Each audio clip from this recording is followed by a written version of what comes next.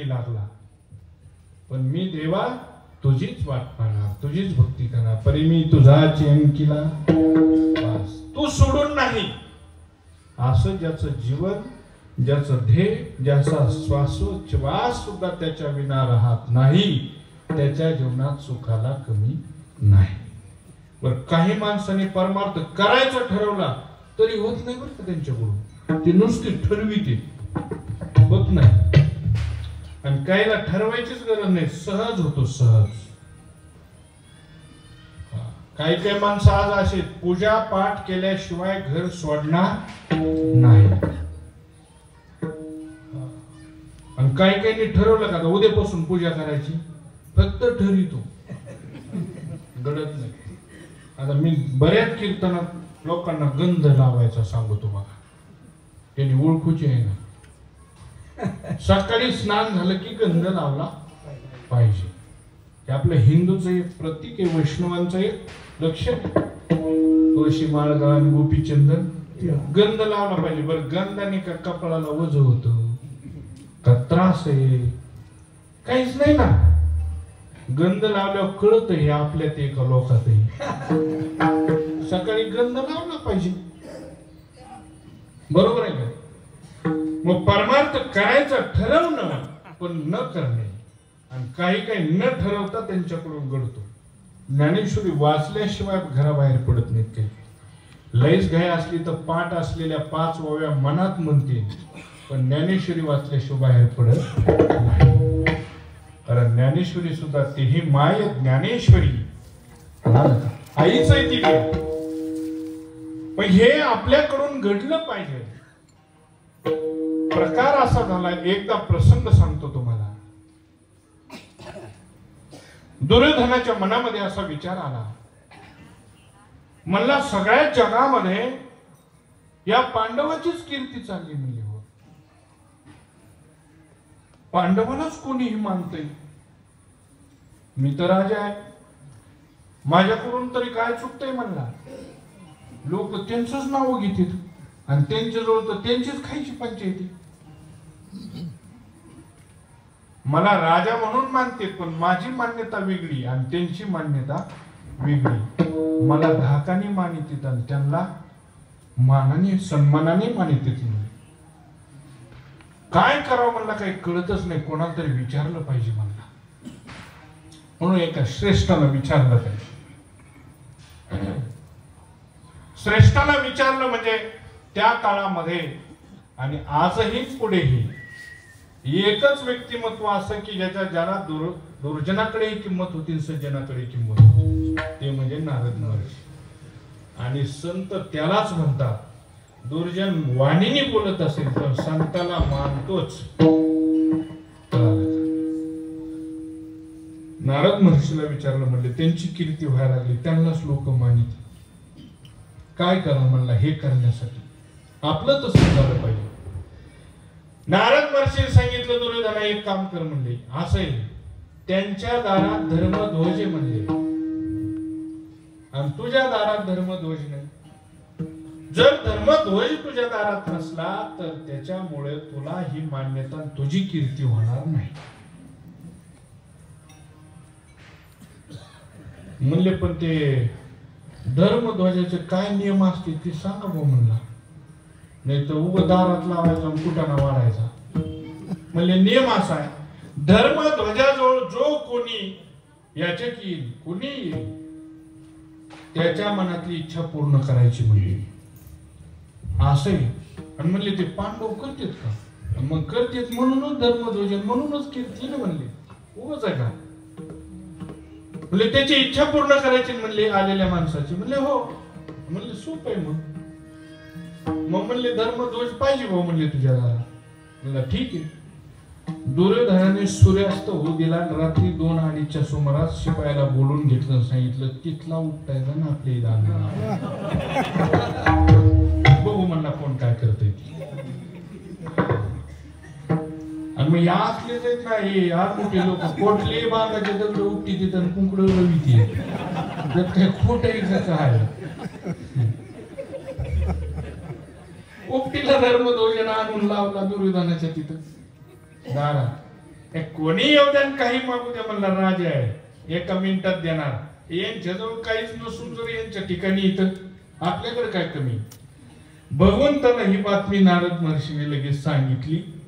देव आले, पण वयोवृद्ध माणसाचं रूप धरून आले. सकाळी 8:30ला धर्मध्वजाजवळ येऊन उभे राहिले. दाढी ती वयोवृद्ध. तिथं धर्मध्वजाला 2 रक्षक द्वारपाल ठेवलेले होते. त्यांनी नमस्कार केला. म्हणले काय आपल्याला हवंय काय? म्हणले मला तुमच्या राजाची भेट घ्यायची. अहो म्हणले छोटं काम असलं तर आमच्यातच होऊन जाईल, कशाला तिकडं. नाही म्हणले मला त्याची भेट घ्यायची, तुमचा कोणी राजा असेल त्याची भेट घ्यायची.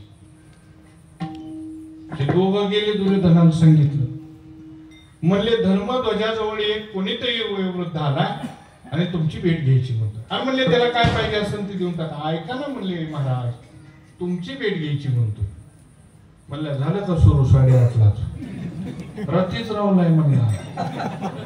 हा, आणि हे जर इकडे महाराष्ट्रात कळालं तर लई लोक येतील. तिथं आला दुर्योधन. तिथं नमस्कार केला. काय आपली इच्छा आहे सांगा. त्यांनी सांगितलं हे बघ धर्मध्वज बघून आलोय म्हणले. धर्मध्वजाचं काय असतो नियम माहिती का तुला? म्हणले माहिती, म्हणूनच लावलाय. सांगा. म्हणले येणारा कोणीही असो त्याची मनातली जी इच्छा असेल त्यांनी प्रगट केली की ती पूर्ण करायची. त्याचं नाव आहे धर्मध्वज. म्हणले करतो ना, मागा काय पाहिजे ती. त्या म्हाताऱ्याने काय मागितलं सांगतो तुम्हाला. त्यांनी सांगितलं हे बघ लक्ष दे माझ्या बोटाकडे.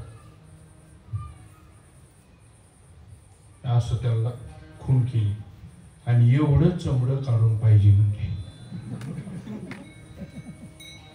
हे एवढं चमडं काढून पाहिजे. म्हणले ह्या चमड्याचं काय करायचं तुम्हाला? ते प्रश्न विचारायचा नाही. चमडं एवढं तुझ्या शरीराचं काढून पाहिजे, याच्यापेक्षा काही बोलायचं नाही. देत नसलं तर सांग, माघारी निघालो. धर्मध्वजाचा अवमान होईल. पंचायतच झाली. म्हणलं माझ्या ऐवजी दुसऱ्याचं दिलं नाही. हा रोल आहे कोणी, याचा मालक कोणी? म्हणला मीच. मग तुझंच पाहिजे. मग हे दोघं नव्हते का आधी, यांचं काढून गेलं असतं म्हणला. मला जमत नाही. दुर्योधन त्या म्हाताऱ्याकडे बघायचा आणि स्वतःकडे बघायचं. एवढं काढलं हवा शिरण काय नाही. त्याला वाटलं आता काही खरं दिसत नाही. आणि म्हणला हे काढलं हवा शिरण जगतोच कशाला? म्हणला दवाखान्यात पोचत नाही. पंचायत पडली. प्रश्न पडला मोठा. अहो ऐका म्हणले एकाच्या ऐवजी 5 जणांचं देतो. अजिबात नाही, फक्त तुझंच आणि एवढंच पाहिजे म्हणले. जास्त सुद्धा नाही. जेवढं बोट मी फिरवलं तेवढंच दे म्हणले, जास्त सुद्धा नको. म्हणला ऐका देतो म्हणला, पण सकाळी या म्हणला. म्हणले का बरं? देतो म्हणलं ना, सकाळी या देतो. मला विचार करतो ते कापणारा व्यवस्थित माणूस बघतो म्हणला. आज मोगम फेन जमायचं मला. सकाळी किती वाजता? म्हणले याच वेळेत. ठीक आहे म्हणले.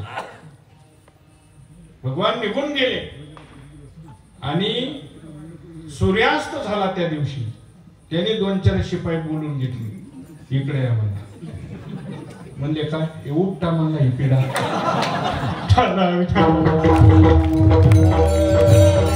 म्हणले काही सांगू नका म्हणले, हे जिथं आहे तिथं जाऊ दे म्हणले.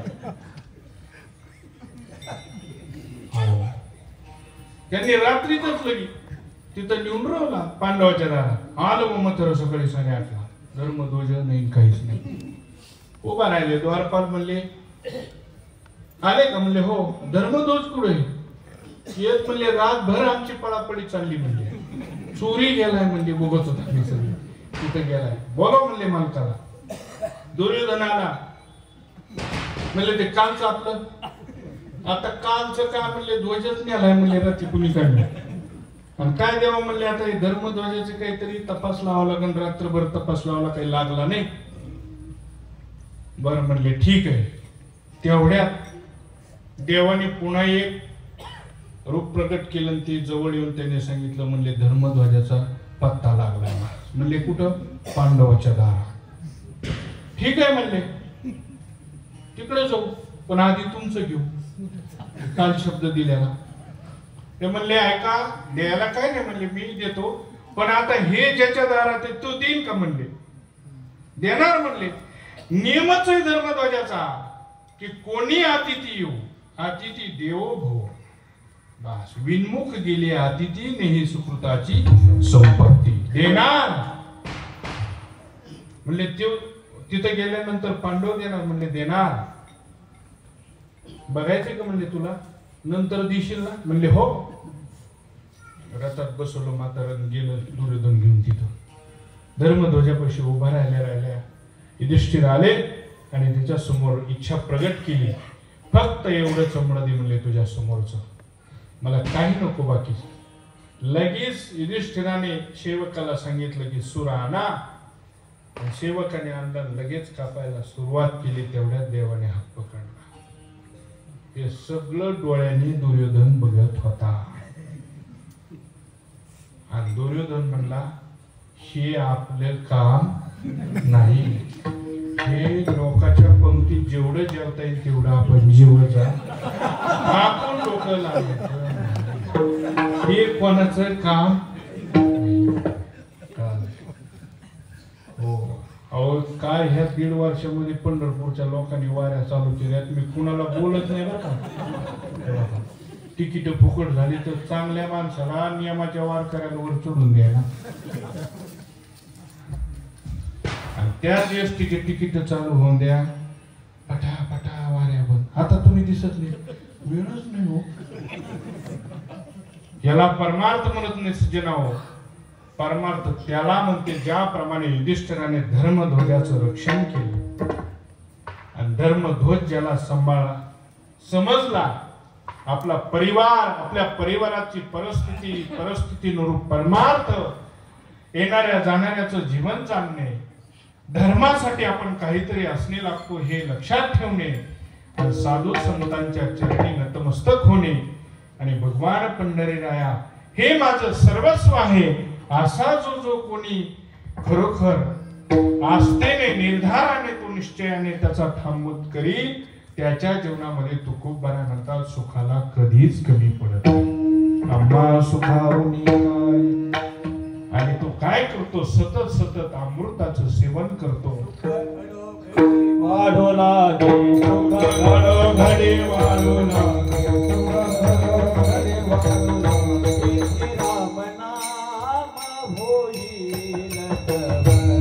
काळी पाडवा भजन करा.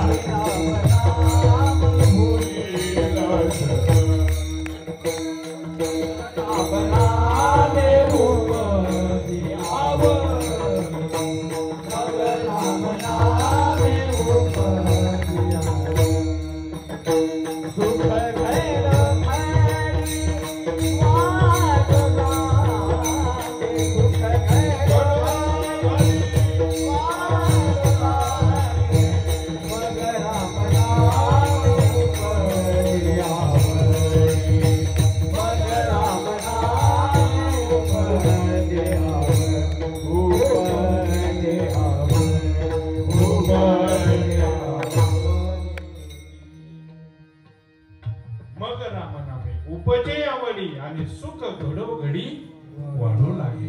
ज्याला सुख जीवनातलं मला वाटतं, उपभोगा वाटतं, त्याने राम नाम चिंतन करा. संताचरणी नितांत विश्वास ठेवा. ते 1000 वारकरी संप्रदायाचा प्रचार प्रसार करणारी सर्व मंडळी रात्र दिन या गोष्टी सांगत आहेत. प्रत्येक क्षेत्रामध्ये स्वकर्माच्या बाबतीमध्ये तटस्थ राहतो त्यालाच त्याचं फल मिळतं. हे कर्माचा सिद्धांत आहे. आणि म्हणून म्हणी म्हटलेल्या आहेत, जुन्या म्हणी येतात, वाळूचे कण रगडिता तेलही गळे. मग वाळूच्या कणातून जर तेल गळे तर सोयाबीन कशाला पिकायचे. त्याचा अर्थ तो आहे की वाळूच्या कणातून तेल निघू शकतं पण प्रयत्न करणारा पाहिजे. बरेच पोरं म्हणते तर शाळा कशी शिकावं, काय शिकून होतंय, शिकलेत ते का बाहेर गेलेत का सांगा. वारकरी संप्रदायाने शालेय शिक्षण घेणाऱ्या विद्यार्थ्यांसाठी सुद्धा संदेश दिलेला आहे. वारकरी संप्रदायात ज्ञानोपराय असतील, नाथ महाराज असतील, तुकोबराय असतील, यांनी शालेय शिक्षण घेणाऱ्यासाठी सुद्धा प्रेरणा दिली, विचार दिला. अभ्यास योग आहे बर का, अभ्यास योग आहे हा. आणि त्यांनी मामछाप्तुम धनंजया, हे धनंजया मला प्राप्त करू शकतोस तू अभ्यासाने. मग देव अभ्यासासी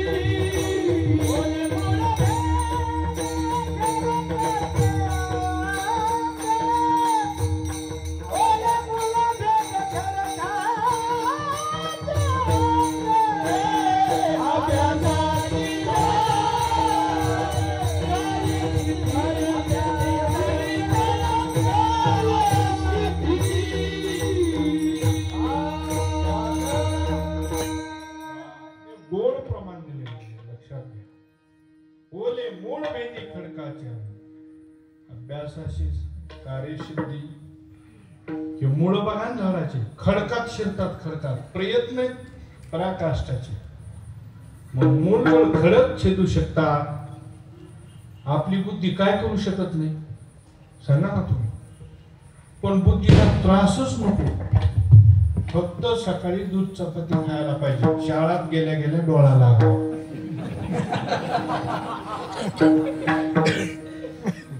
आणि शाळा मधल्या सुट्टीला सुटली की पुन्हा उगरी आणि भात खायला असतो. परिणाम काय झाला, पोरं जाताना घरी येऊन जातात पण येताना त्याच घरी येत नाही, दुसरीकडे येते. म्हणून बऱ्याच घरी असे शाळेत पोरांना सोडवायची गरज नाही, शाळा सुटल्यावर पोरांना घरी आणायची गरज आहे. म्हणून घरचे माणसं पोराला आणायला चाललो, पोराला आणायला चाललो. अजिबात नाही. लक्षात घ्या, ज्याने ध्येय ठरवलं, जे प्रयत्नाला लागलाय ना, तो यशस्वी झाल्याशिवाय राहणार. कळालं? आता SIT परीक्षा उत्तीर्ण झालाय रुपूरचा संग्राम येवले म्हणून बर का, क्लास 2 चा अधिकारी झालाय. एक 15-20 दिवसापूर्वीच त्याचा नागरी भव्य सत्कार केला. पोराने अभ्यास म्हणजे अभ्यासच केला. आता ज्याला करायचा अभ्यास, त्याच्यासाठी हे सगळं जगामध्ये. ज्याला काहीच करायचं नाही त्याला काय काय सांगा तुम्ही, काहीच नाही. प्रयत्नवादी असला पाहिजे मनुष्य, नाही तर कुठं हनुरूमने ऊत आलाय महाराज, ऊत आलाय ऊत. हा, कुठं हनुरूम नाही हे बी म्हणच नाही. कुठं हाणू म्हणजे बैलगाडीत सगळे ग्रंथ पुस्तकं ठेवलेले, त्याचा अभ्यास एवढा झालेला, आणि त्यांनी त्या बैलगाडीला एक काठी बांधली, त्याला कंदील लावलेला. ते दिवसभर हिंडायचं कंदील लावून. लोक म्हणायचे दिवसभर कंदील, याला काय दिसत नाही का काय. ओ म्हणले ते कंदील बंद करा, दिवा विजवा. म्हणले दिवस आहे ना. तसं नाही म्हणला, आपल्याला प्रश्न विचारायचा, नाही उत्तर आलं मग विजविणार म्हणले. तसं नाही. काही विचारलं की पटकीन सांगायचं, काही विचारलं की पटकीन सांगायचं. असे खरीपचे पेरणीचे दिवस होते आणि पेरणार होते एक जण. त्याने आपलं पायाला दिवा लावलेला चाललाय माणूस, म्हणला नजर चुकीन राहिला असेल म्हणून सांगावं.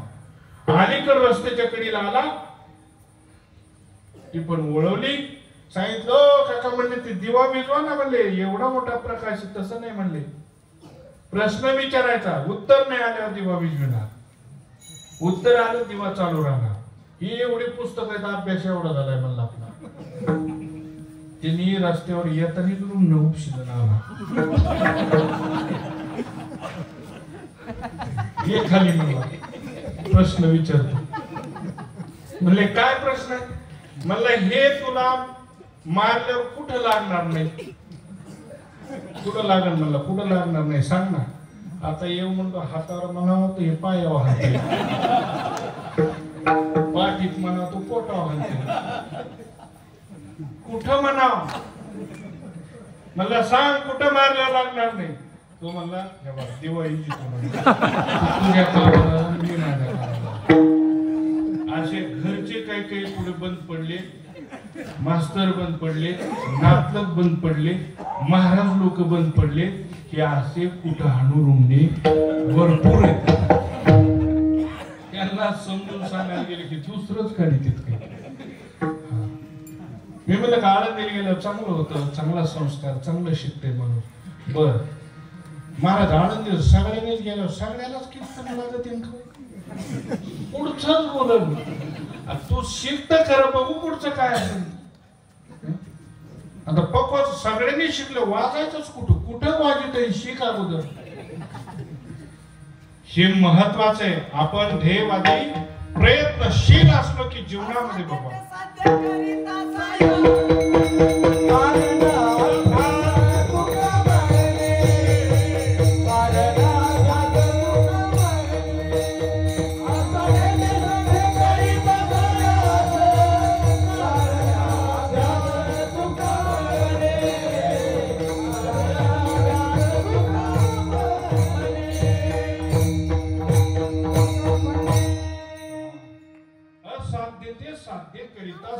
कारण अभ्यास तुका म्हणे.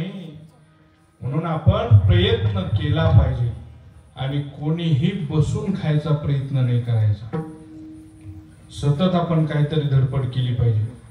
तुम्ही विचार करा, सकाळी 8:15ला बाबा जेवण करते, मी जेवण करू शकतो, मस्त झोपू शकतो. काय आम्हाला टेन्शन आहे का? म्हणजे आम्ही म्हणतो नाही म्हणून नाही, तुम्हीच सगळे म्हणतात यांना काय टेन्शन आहे. म्हणजे आम्ही म्हणत नाही, बरोबर आहे का नाही?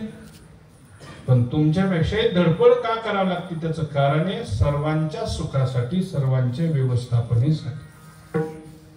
धडपड करून पंढरपूरला जागा, ते मठाचं बांधकाम, बरोबर आहे का नाही? बांधकाम झाल्याच्या नंतर सगळे लोक निवारायला, यांनी म्हणायचं पिशी पुरवठून, त्यांनी म्हणायचं सगळी जागा तर त्यांनीच धरली. सोपं आहे का काय? सोपं समजेल ते काय? तुम्ही कठीण आहे. पण एवढ्या हे श्रमामध्ये सर्व वारकरी संप्रदायात अनुग्रहित असलेल्या समाजाच्या सुखासाठी जगाच्या कल्याणात संतांच्या विभूती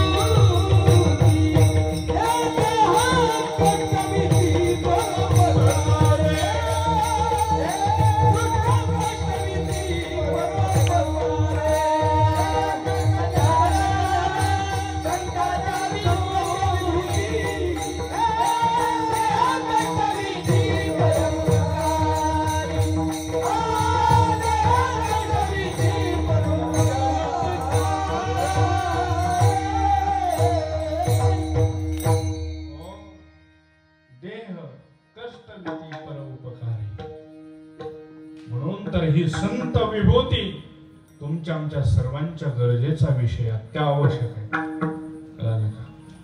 आज कितीतरी मुलं संत परंपरेत विश्वास ठेवून अभ्यास करतात, तर कितीतरी पोरांचं कल्याण झाले. दुसरी गोष्ट, काही तरुण मंडळी संत विचाराचा अंगीकार करून फक्त निर्व्यसनी राहिले, तर त्यांचे लग्न झाले. नुसतं निर्व्यसनी राहिला तरी सुद्धा झालेत. कारण आमच्या सारख्याला विचारलं कस काय महाराज, पोरगा बडीशेप खात नाही भाऊ, काम कमी जास्त असं. म्हणजे काय करायचे नोकरीचं शेतीचं, पोरगा नंबर 1 आहे ना, झालं लग्न. आणि काही काही नाना प्रकारचं नाना तऱ्हेने वावरतात, त्यांची ग्वाही कोण देणार आहे? घरच्यांना सुद्धा माहित नसतो तो कुठे गेलाय कधी येणार आहे. आणि त्याला पाहुणे कोणत्या टायमात बघायला यावं नाही, घरच्यालाच माहित नाही कुठे गेलाय कधी येणार, आणि त्याला पाहुणे कवा यावं बघायला. आणि महाराज एवढं बघा, काय बघावं एवढं सगळं बघितलं. असं आहे आपलं जीवन जर आपणच जर आपल्या विरोधात असलो तर या जगात कोणी आपल्याला बरोबर. प्रौढांनी संत विचाराचा अंगीकार केला तर आजही संसारात काही उणीव नाही. कष्ट आणि आपल्या हिताचे विचार, संगती आणि आपण परमात्मा आणि संत यांच्याशी असलेली संलग्नता, यामुळे त्यांच्या प्रौढांच्या प्रपंचातही त्यांच्या वाटचालीत सौख्य आहे. आणि वयोवृद्ध माणसाचा चौथा टप्पा सांगतो, ज्यांनी संत आणि परमात्मा या दोन गोष्टीचा अवलंब केलाय ना, ते म्हातारे माणसं कोणाची उचापती करीत नाहीत, काही नाही सुखाने ठाईचं बैसोनी कराय चित्तावरी आनंद आला बाबा. त्यांना एखाद्या लेकरू नोकरी लागला आनंद होतो, एखाद्या लेकरू उद्योगधंद्याला लागला आनंद होतो, एखाद्याचं लग्न झालं त्याला आनंद होतो. आणि जे ह्याच्यात नाहीत का त्याला कोणाचं कौतुक सांगा. तिथं मागच्या महिन्यात बेकार मेहनत कुंकून झालं काय नाही, त्याला बोलायचं सुद्धा नॉलेज येत नाही. असं सगळं हे जनरेशन चाललेलं. मग याच्यामध्ये सुखाचा पत्ता, सुखाचा लाभ, सतत उपभोग हे फक्त संत विचाराने करू शकतो. माझं तर मत काही करा याचा अर्थ असा की आपल्या जीवनासाठी आपण समाधानी राहण्यासाठी करा. आता ज्ञानेश्वरी लिहिण्याची गरज नाही, गाथा लिहिण्याची गरज नाही, भागवत लिहिण्याची गरज नाही, आणि लय 24 तास वाचण्याची गरज आहे असं म्हणण्यापेक्षा 24 तास वाचित बसले तर आपली व्यावहारिक बाजू कमकुवत होईल सगळ्यांकडून होतही नाही. पण व्यवहार आणि परमार्थ या दोन गोष्टी व्यवस्थित असाव्यात. त्या प्रपंचाचा, संसाराचा परमार्थाला त्रास नसावा आणि परमार्थाचाही त्याला त्रास नसावा. काहीच्या परमार्थाचा प्रपंचाला त्रास आहे आणि काहीचा प्रपंचाचा परमार्थाला त्रास आहे. प्रपंचामध्ये विस्कळीतपणा असताना सुद्धा परमार्थ करण्यासाठी काही जाते. म्हणजे 6 जणांचा अंतःकरण दुखवते जर इकडं नाही कुणाचे कुणी तुझे रे कुणी, तसाही उपयोग नाही. आणि काहींना प्रपंचाचा अडथळा असल्यामुळे परमार्थ करता येत नाही. म्हणून साधूची कृपा आणि देवाचा कृपा प्रसाद एकच करतो की त्याचं चित्त जर आपल्या जवळ असेल तर वैष्णवाच्या संगतीत त्याला आनंद घेता येतो. आणि देवाचं चित्त आपल्यावर असल्यामुळे त्याच्या कृपेने आपण सुखरूप परमार्थ करू शकतो. आता हा संयोग आपल्या संस्थांशी खूप माझा लहानपणापासून आहे, लक्षात घ्या. नातेगोते तर पुष्कळ आहेतच आपले, त्याचबरोबर परंपरेचं परमार्थातलं हे मुख्य नातं आणि श्री गुरु निगमानंद बाबांनी लहानपणी माझ्यावर केलेलं प्रेम कळालं का. राक्षस भोंडला नेहमीच यायचे रामभाऊ पाटलामुळं, आणि रामभाऊ पाटलांनी नेहमी डबा घेऊन यायचं बाबाजवळ जेवायला. हे तेव्हापासून मला आशीर्वाद आहेत बाबांचे, लक्षात घ्या. परिसरामध्ये कुठेही बाबा जाण्याला थोडा नकार होकार करायचे, पण भागवत बाबाच्या नंतर मी बाबांना आग्रहाने 2 शब्द बोललो विनंती करून. बाबांनी संस्थानावर येण्याचं कधीच टाळलं नाही.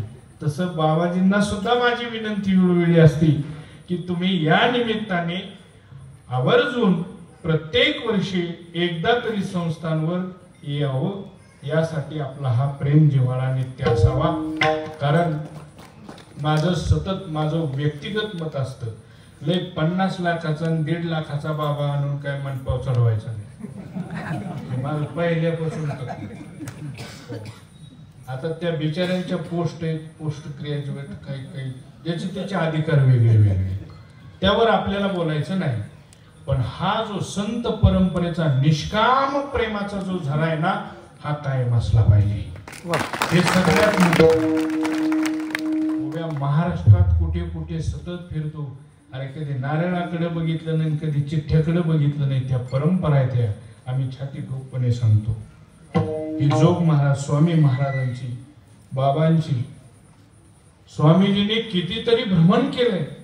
कधी खिशात आणि कधी चिठ्ठीकडे कधी बघितलंय नाही. आणि म्हणूनच राहिल्या त्या कीर्ती जगा माझी. अशा परंपरेला अभिवादन करतो. आणि खरोखर आपण सर्व कीर्तनाला आलात, तुम्हा सर्वांना प्रेम जय हरी, दिवाळीच्या हार्दिक हार्दिक शुभेच्छा. आणि तरुण वर्ग सुद्धा कीर्तनाला आहे. हे सर्व टाळकरी मृदंगाचार्य सुंदर लोक महाराज, दत्ता महाराज असतील, छोटू महाराज आहेत, पेटी मास्तर आहेत. किती गोड मला तर आजचा आनंद खूप समाधानकारक वाटला. ही एवढी मंडळी प्रेमाने आणि आपल्या स्थानिक कार्यक्रमामध्ये सगळेचे सगळे आवर्जून सहयोगी होतात. हा खूप मोठा आनंद आहे. आणि दादासाहेब माझ्या बरोबर